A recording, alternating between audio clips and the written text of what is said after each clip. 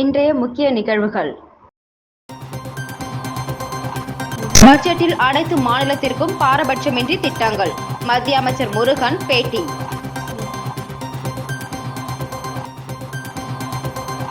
காரைக்காலில் புகழ்பெற்ற கந்தூரி விழா, ஆயிரக்கணக்கான இஸ்லாமியர்கள் பங்கேற்பு.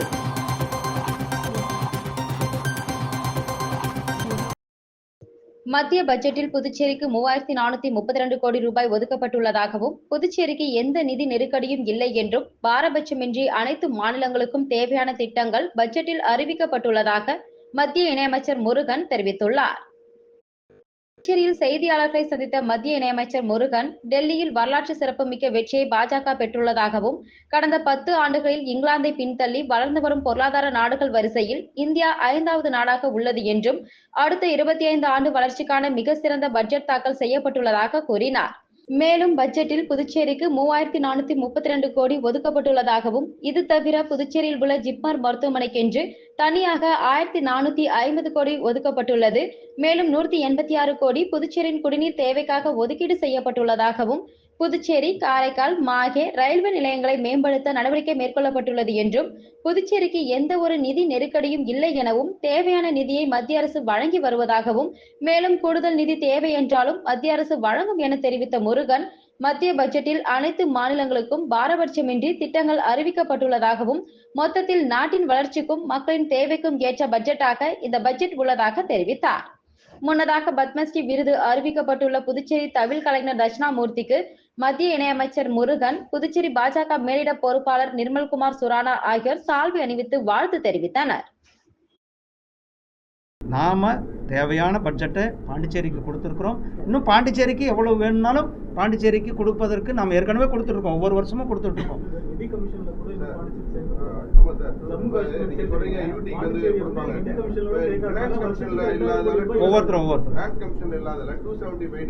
படி எங்களுக்கு எந்த நிதியுமே ஒதுக்காத ஒரு சூழ்நிலை வந்து தொடர்ந்து வந்து நீங்க ஸ்டேட்டாவும் கருத மாட்டீங்க, எங்களை யூடியாவும் கருத மாட்டீங்க. இது போன்ற சூழ்நிலையில வந்து நிதி நெருக்கடியில் வந்து புதுச்சேரி அரசு தள்ளாடுது. புதுச்சேரி எந்த நிதி நெருக்கடிலையும் கிடையாது. புதுச்சேரிக்கான அனைத்து சப்போர்ட்டும் நம்மளுடைய மாண்புமிகு பிரதமர் திரு நரேந்திர மோடிஜி அவர்களும், உள்துறை அமைச்சர் திரு அமித்ஷாஜி அவர்களும் முழுமையாக செய்து கொண்டார். காரைக்கால் மீனவர்கள் மீது துப்பாக்கி சூடு நடத்திய இலங்கை கடற்படையை கண்டித்து மீனவ காங்கிரஸ் கட்சி சார்பில் கண்டன ஆர்ப்பாட்டம். இதில் முன்னாள் முதல்வர் நாராயணசாமி மற்றும் 500க்கும் மேற்பட்ட மீனவர்கள் காங்கிரஸ் கட்சியினர் பங்கேற்பு.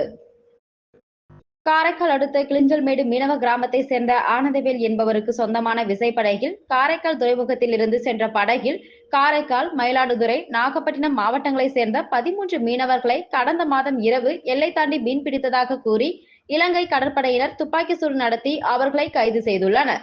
இதில் மீனவர்கள் மீது இலங்கை கடற்படை நடத்திய துப்பாக்கி சூட்டில் செந்தமிழ் மற்றும் பாபு என்கிற 2 மீனவர்களுக்கு பலத்த காயம் ஏற்பட்டுள்ளது.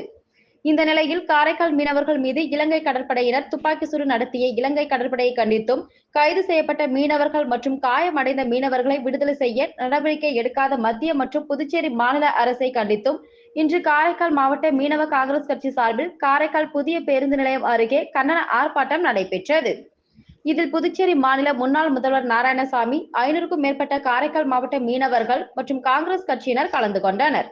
இந்த கண்டன ஆர்ப்பாட்டத்தில் காரைக்கால் மீனவர்கள் மீது அத்துமீறி துப்பாக்கி சூடு நடத்திய இலங்கை கடற்படையை கண்டித்தும், மத்திய மற்றும் புதுச்சேரி மாநில அரசை கண்டித்தும் கண்டன கோஷங்கள் எழுப்பி கண்டன ஆர்ப்பாட்டத்தில் ஈடுபட்டனர்.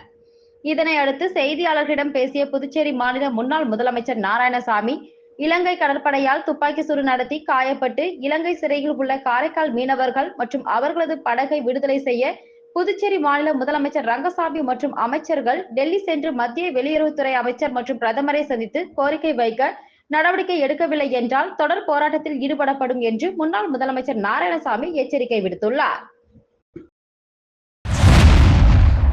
சிறப்பு மருத்துவ சிகிச்சை அதிகமாகி வருவதால் அதற்கேற்ப செவிலியர் கல்வியில் மேற்படிப்புகளை புதுச்சேரியில் அறிமுகப்படுத்தி சிறப்பு சிகிச்சைக்கு ஏற்ப செவிலியர்களுக்கு பயிற்சிகள் அளிக்க அரசு நடவடிக்கை எடுத்து வருவதாக செவிலியர்கள் கருத்தரங்கு நிகழ்ச்சியில் முதலமைச்சர் ரங்கசாமி தெரிவித்துள்ளார்.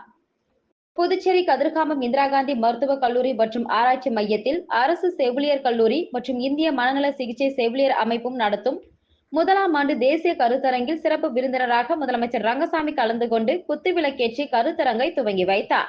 இந்த நிகழ்ச்சியில் சட்டப்பேரவைத் தலைவர் செல்வம், சட்டமன்ற உறுப்பினர் ரமேஷ், இந்திய செவிலியர் குழு தலைவர் திலீப் குமார், சுகாதாரத்துறை இயக்குநர் ரவிச்சந்திரன் உள்ளிட்டோர் கலந்து கொண்டனர்.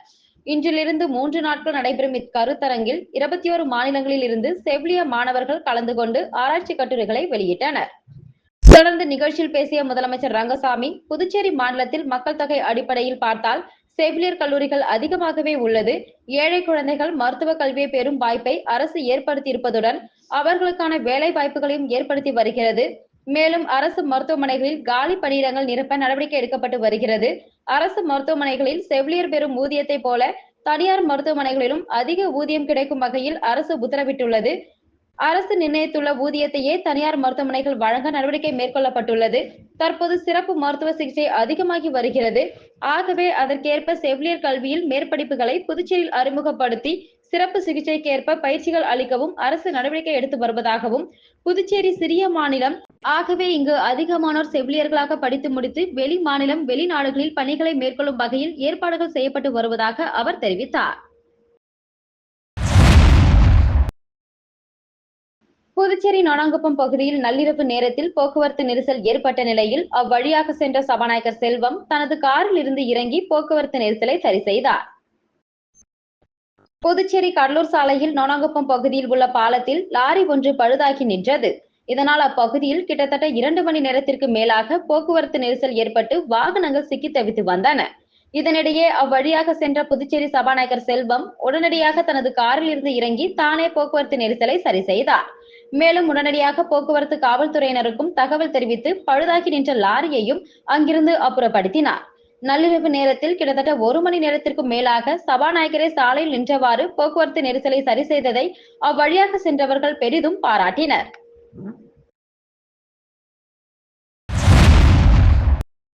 காரைக்காலில் உள்ள புகழ்பெற்ற மஸ்தான் சாஹிப் தர்காவின் 202வது ஆண்டு கந்தூரி விழா கொடியேற்றத்துடன் தொடங்கியது. இதில் ஆயிரக்கணக்கான இஸ்லாமியர்கள் பங்கேற்றனர். புதுச்சேரி மாநிலம் காரைக்கால் மாவட்டத்தில் புகழ்பெற்ற மஸ்தான் சாஹிப் தர்காவில் ஆண்டுதோறும் கந்தூரி விழா வெகு விமர்சையாக நடைபெறுவது வழக்கம். அந்த வகையில் இந்த ஆண்டு 202வது கந்தூரி விழா நடைபெற்றது. முன்னதாக மாலை கண்ணாடிகளாலான அலங்கரிக்கப்பட்ட ரதங்கள், பல்லக்கு உள்ளிட்ட ஊர்திகள், கொடிகள் வைக்கப்பட்டு முக்கிய வீதிகள் வழியாக வலம் வந்த பின்பு இரவு மஸ்தான் சாஹிப் தர்கா வந்தடைந்தது. இதனைத் தொடர்ந்து 2 அடி உயர கொடிமரம் உள்ளிட்ட 4 மினாராக்களில் கொடியேற்றப்பட்டது. இந்த நிகழ்ச்சியில் சட்டமன்ற உறுப்பினர்கள் நாஜிம், நாகதியாகராஜன், முதுநிலை காவல் கண்காணிப்பாளர் லட்சுமி சௌஜன்யா உள்ளிட்ட பல்வேறு மாவட்டங்களில் இருந்து ஆயிரக்கணக்கான இஸ்லாமியர்கள் பங்கேற்று வழிபட்டனர்.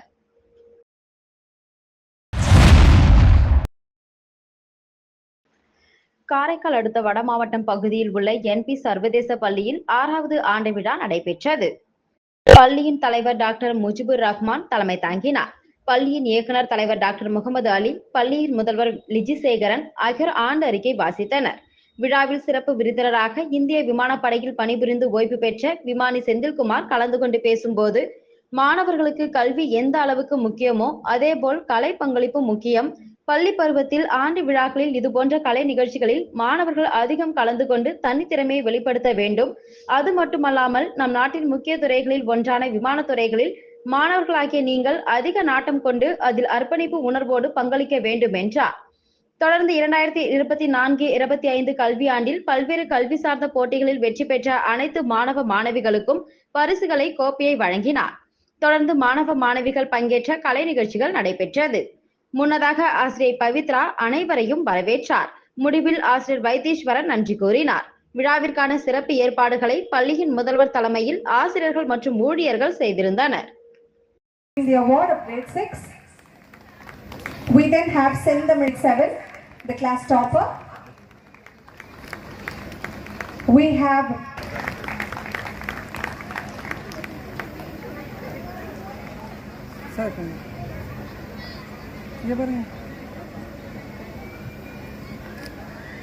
the grades. The board examinations are going to start on February 15.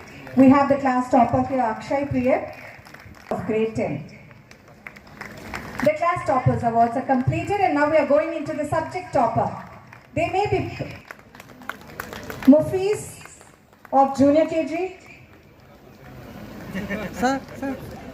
Parents, Puridu, they'll be tired. We have Pragadishwaran of senior KG. We have Varun of grade 2. Quickly, please send the children quick. Nithilan of grade 1.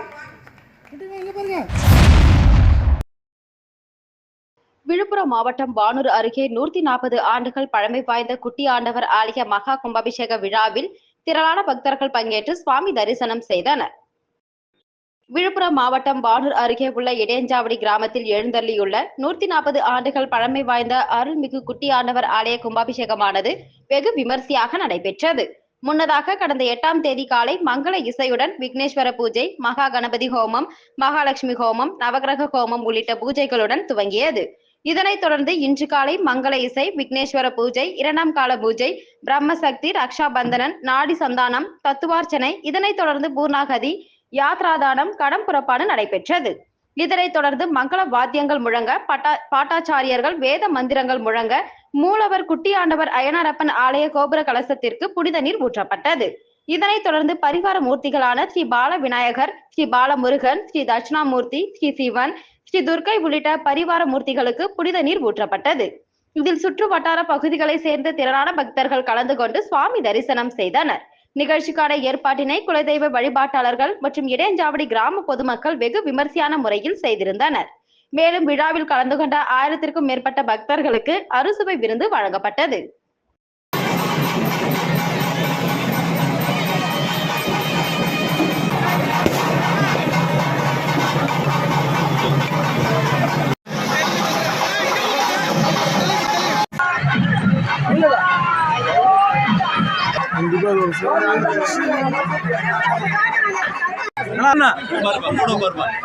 இங்க பாருங்க.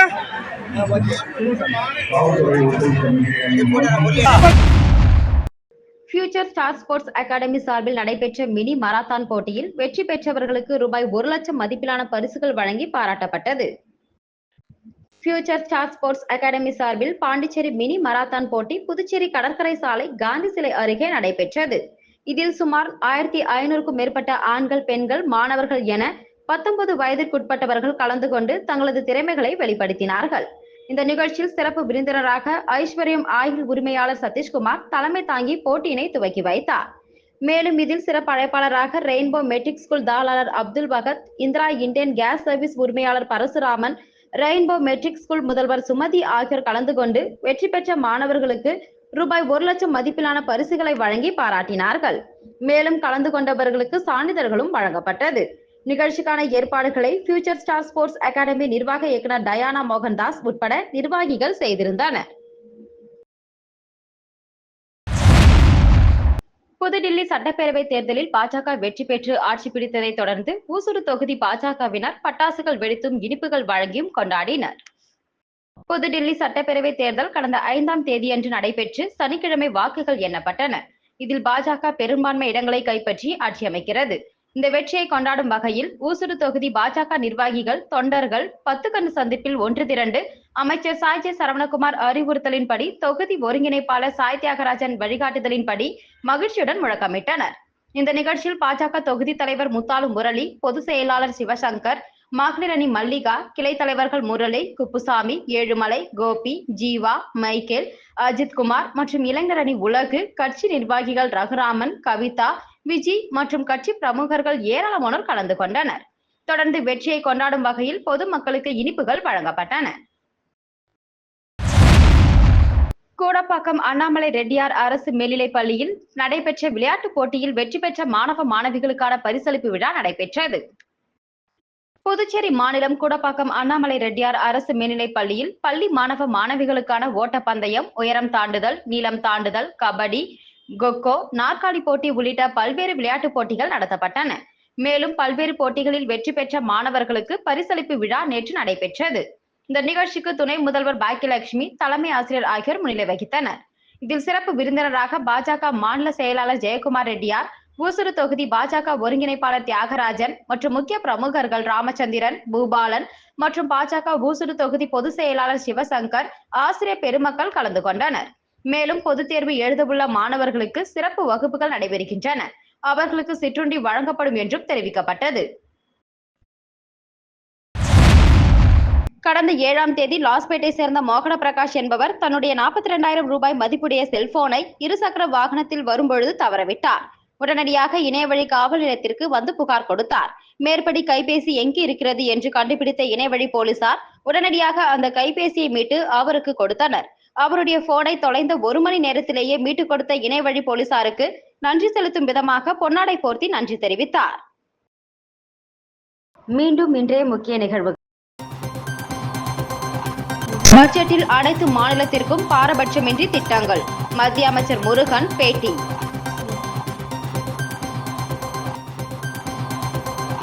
காரைக்காலில் புகழ்பெற்ற கந்தூரி விழா. ஆயிரக்கணக்கான இஸ்லாமியர்கள் பங்கேற்பு.